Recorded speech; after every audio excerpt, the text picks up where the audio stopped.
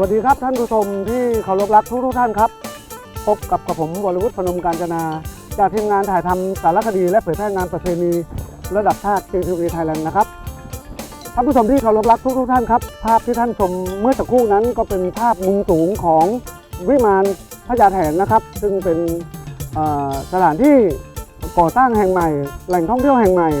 สถานที่แห่งนี้ก็คือ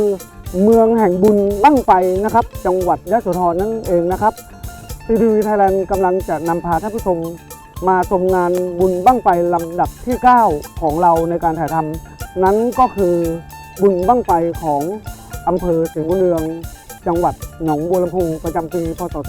2558 นะครับท่านผู้ชมที่รักทุกท่านครับทีวีไทยแลนด์เราห่างเหินการถ่ายทำให้ศรีบุญเรืองมา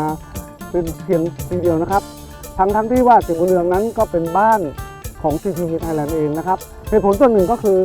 งานชนกันกับจังหวัดใหญ่ๆนะครับทั้งที่นี่เราถ่ายทำมา10 ปีติดต่อกันเช่นเดียวกันนะครับจากนี้ไปนะครับเพื่อเป็นการไม่ให้เสียเวลาทีวีไทยแลนด์